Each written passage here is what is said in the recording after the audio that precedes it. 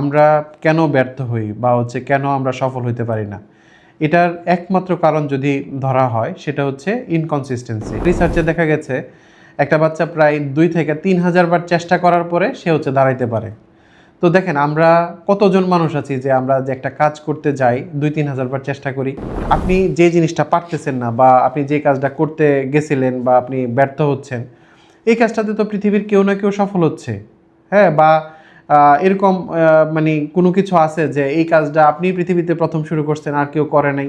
হ্যাঁ, তো এরকম তো অনেকেই সফল হচ্ছে এই কাজটা, তো আপনি কেন ব্যর্থ হচ্ছেন? মানে হাদিসেও আছে, হাদিসটা আসলে আমার ঠিক মানে যে মূল থিমটা হচ্ছে এরকম যে আল্লাহর কাছে ওই আমলটাই সবচেয়ে বেশি প্রিয় যেটা নিয়মিতভাবে করা হয়।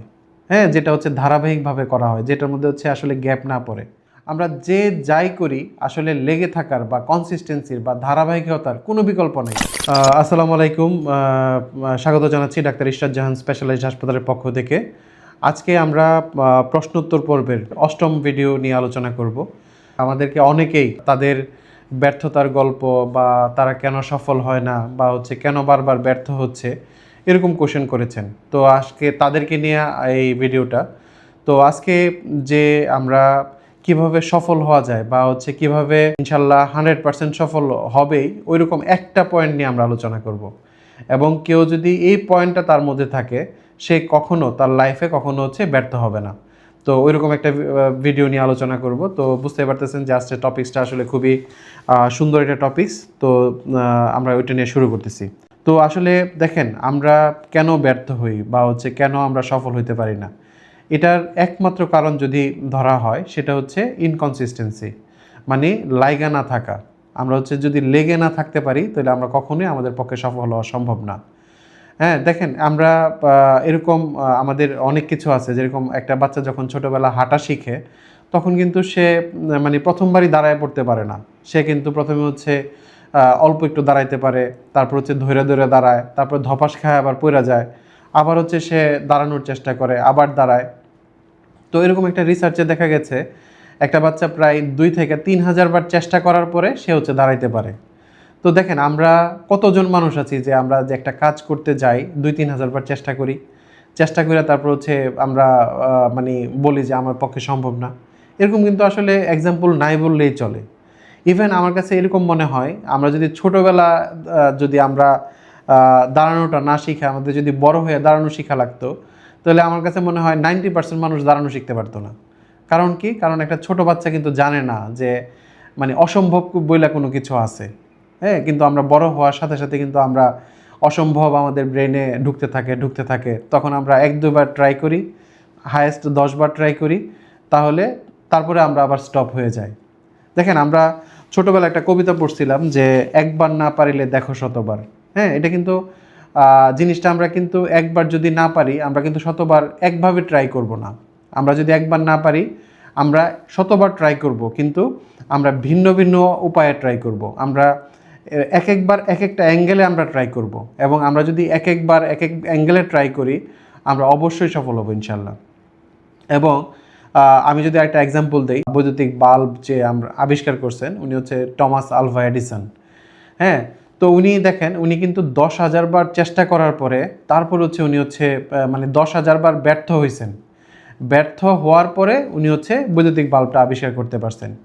এই যে উনি 10,000 বার ব্যর্থ হয়েছেন, উনি যদি 9,000 বারের মাথায় গিয়ে থেমে যেতেন বা যদি বলতেন যে না আমার পক্ষে আর সম্ভব না, তাহলে কিন্তু এই বাল্বটা আবিষ্কার করা সম্ভব হইতো না কখনোই। এই বাল্বটা আবিষ্কার করা সম্ভব কেন হয়েছে? এই সম্ভব হওয়ার একমাত্র কারণ ওনার লেগে থাকা। তো আসলে আমরা যে যাই করি আসলে লেগে থাকার বা কনসিস্টেন্সির বা ধারাবাহিকতার কোনো বিকল্প নেই। তো আমরা এই জন্য আমরা আসলে খুব সহজে হতাশ হয়ে যাই। আমরা দেখেন আপনি যে জিনিসটা পারতেছেন না বা আপনি যে কাজটা করতে গেছিলেন বা আপনি ব্যর্থ হচ্ছেন, এই কাজটাতে তো পৃথিবীর কেউ না কেউ সফল হচ্ছে। হ্যাঁ, বা এরকম মানে কোনো কিছু আছে যে এই কাজটা আপনি পৃথিবীতে প্রথম শুরু করছেন আর কেউ করে নাই। হ্যাঁ, তো এরকম তো অনেকেই সফল হচ্ছে এই কাজটা, তো আপনি কেন ব্যর্থ হচ্ছেন? আপনি ব্যর্থ হওয়ার কারণটা খোঁজেন, বা আপনি যেভাবে করতেছেন এই প্রসেসটা আপনার হচ্ছে না, আপনি অন্যভাবে ট্রাই করেন, অন্য অ্যাঙ্গেল থেকে দেখেন। হ্যাঁ, আপনি আরও শিখেন, আরও লার্ন করেন। হ্যাঁ, আপনি যদি শিখেন, দেখেন, ট্রাই করেন, আপনার কাজের অ্যাঙ্গেল চেঞ্জ করেন, আপনি অবশ্যই সফল হবেন। এই জন্য ধারাবাহিকতার কোনো বিকল্প নাই। আমরা মাইকেল ফেলপসকে সবাই চিনি। উনি হচ্ছে ওয়ার্ল্ডের মধ্যে মানে সবচেয়ে অলিম্পিকে সবচেয়ে বেশি গোল্ড মেডেল বিজয়ী সাঁতারু। তো ওনাকে একবার জিজ্ঞেস করা হয়েছিল যে আপনি যে এত সফল একজন মানুষ, এই সফলতার পিছনে কারণটা কি আপনার? তখন মাইকেল ফেলপস বলেছিলেন যে দেখেন, এইটার পিছনে কারণ হচ্ছে আমার রেগুলার প্র্যাকটিস। তো বললো আচ্ছা ঠিক আছে, আপনি প্রতিদিন কয় ঘন্টা প্র্যাকটিস করেন? বললো যে আমি প্রতিদিন 5 থেকে 6 ঘন্টা প্র্যাকটিস করি। তখন সাংবাদিকরা তাকে জিজ্ঞেস করলো 5-6 ঘন্টা প্র্যাকটিস আর ওই রকম মানে আহামরি কী জিনিস? এটা তো সবাই করে। হ্যাঁ, তো আপনি কেন সফল হলেন?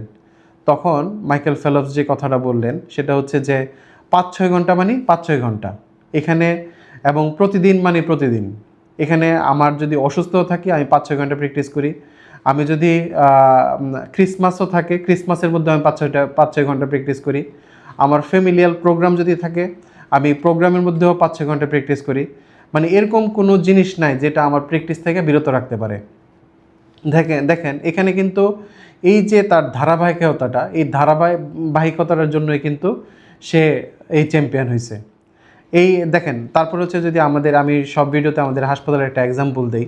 দেখেন আমাদের এই যে মানে হাসপাতাল ডাক্তার ইরশাদ জাহান স্পেশালাইজড হাসপাতাল, এটা শুরুর পর থেকে, এটা সেই শুরু হয়েছে 2019 সাল থেকে। 19 সাল থেকে শুরু করে এই পর্যন্ত, আজ পর্যন্ত এটা কিন্তু 1 মিনিটের জন্য, 1 সেকেন্ডের জন্য বন্ধ ছিল না। সেটা হচ্ছে ঈদ হোক, সেটা হচ্ছে কোনো প্রোগ্রাম হোক, সেটা দেশের কোনো গণ্ডগোল হোক, হ্যাঁ, প্রতিটা ইভেন একটা করোনা মহামারী গেছে, ওই করোনা মহামারীর মধ্যেও পুরা দীর্ঘ সময়টা একদম মানে উইদাউট এনি ব্রেক সার্ভিস দিয়ে গেছে। সেটা রাত 3টা হোক, ভোর 5টা হোক, মানে যে সময়ই হোক, হ্যাঁ, এটা কখনোই মানে এরকম কোনো মানুষ বলতে পারবে না যে সে আইসা ঘুরে গেছে, মানে সে হচ্ছে মানে এখান থেকে কোনো সার্ভিস পায় নাই। তো দেখেন এই যে কনসিস্টেন্সি, এই কনসিস্টেন্সির জন্য কিন্তু একটা গ্রাম এলাকার মানুষ, একটা প্রত্যন্ত অঞ্চলের মানুষও জানে যে আমি যদি রাত 3টার সময় যাই তাহলে আমি ডাক্তার ইরশাদ জাহান হাসপাতাল খোলা পাবো। তো দেখেন আমি যদি কয়েকদিন আগের একটা ঘটনা বলি, ভৈরবের একজন হচ্ছে খুব সম্মানী একজন মানুষ, ওনার বাচ্চার হচ্ছে মানে রাতের বেলা প্রচণ্ড জ্বরের পরে খিঁচুনি, এবং রাত 3টার সময় উনি হাসপাতালে আসে, এবং হাসপাতালে এসে উনি আমাদের শিশু ডাক্তার দেখান, এবং শিশু ডাক্তার দেখানোর পরে উনি খিঁচুনির ওষুধ দেন বা ট্রিটমেন্ট দেন, এবং ট্রিটমেন্ট দেওয়ার পরে উনি বাড়িতে যান, এবং উনি তখন খুশিতে কান্না করে দিয়েছে যে মানে রাত 3টার সময় উনি এসে একজন শিশু বিশেষজ্ঞ মানে শিশু ডাক্তার পাবে দেখানোর জন্য, এটা উনি কল্পনাও করতে পারে নাই। এই যে দেখেন এই যে মানে কনসিস্টেন্সি বা হচ্ছে ধারাবাহিকভাবে আমাদের যে চিকিৎসা, এটা দেওয়াতে কিন্তু মানে মানুষের বিশ্বাস বা মানুষের ট্রাস্ট আমাদের উপর অনেক বেশি হয়ে গেছে। হ্যাঁ, এবং এই বেশিটা আসলে মানে হচ্ছে হওয়ার কারণে আমাদেরও আসলে অনেক বেশি দায়িত্ব বাইরে গেছে, যে মানুষ আমাদেরকে আসলে এখন যারা হাসপাতালে আসে অনেক বেশি আশা নিয়ে আসে, বা হচ্ছে অনেক বেশি মানে বিশ্বাস নিয়ে আসে যে না, এখান থেকে আমরা অনেক ভালো কিছু পাবো।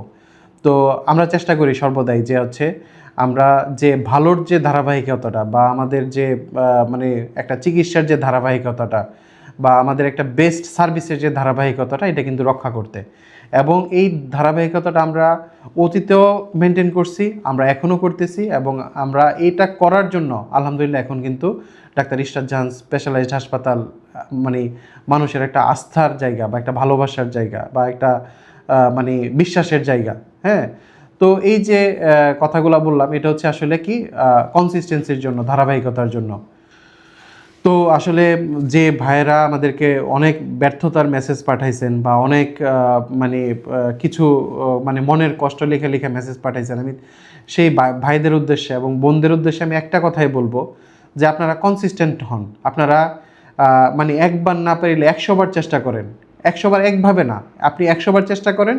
হচ্ছে কিভাবে করবেন, একবার এক এক ওয়েতে আপনি চেষ্টা করেন, এবং আপনি যদি একবার এক এক ওয়েতে চেষ্টা করেন, এক একটা অ্যাঙ্গেলে চেষ্টা করেন, আপনি সফল হবেনই, মানে এতে কোনো সন্দেহ নাই। ইভেন দেখেন মানে আমাদের মানে হাদিসেও আছে, হাদিসটা আসলে আমার ঠিক মানে যে মূল থিমটা হচ্ছে এরকম, যে আল্লাহর কাছে ওই আমলটাই সবচেয়ে বেশি প্রিয় যেটা হচ্ছে নিয়মিতভাবে করা হয়। হ্যাঁ, যেটা হচ্ছে ধারাবাহিকভাবে করা হয়, যেটার মধ্যে হচ্ছে আসলে গ্যাপ না পড়ে। হ্যাঁ, তো দেখেন মানে ধারাবাহিকতা আল্লাহ পছন্দ করেন। হ্যাঁ, তো এই জন্য আমরা চেষ্টা করব আমরা হচ্ছে প্রতিটা ক্ষেত্রে যাতে আমরা ধারাবাহিক হই, আমরা যাতে কনসিস্টেন্ট হই, বা আমরা যাতে মানে লেগে থাকতে পারি। ভাই আপনি এটার মানে এটা হচ্ছে লেগে থাকাটা হচ্ছে কি আমরা পারি না, এটা হচ্ছে পৃথিবীর মধ্যে একটা অষ্টম আশ্চর্যের মতো। আমরা কখনো চেষ্টাও করি না। তো আমরা সবসময় চেষ্টা করব যে আমরা যেটা করতেছি, যেটা আমরা শুরু করতেছি, এটা যাতে আমরা লেগে থাকতে পারি এবং এটা লেগে থেকে আমরা করতে পারি, তাহলে আমরা অবশ্যই সফল হব। এবং এটা হচ্ছে মানে সফল হওয়ার মানে সবচেয়ে 1 নাম্বার পয়েন্ট এবং একমাত্র পয়েন্ট। আমরা যদি লেগে থাকতে পারি আমরা অবশ্যই সফল হব। তো সবাইকে অনেক অনেক ধন্যবাদ। আসসালামু আলাইকুম।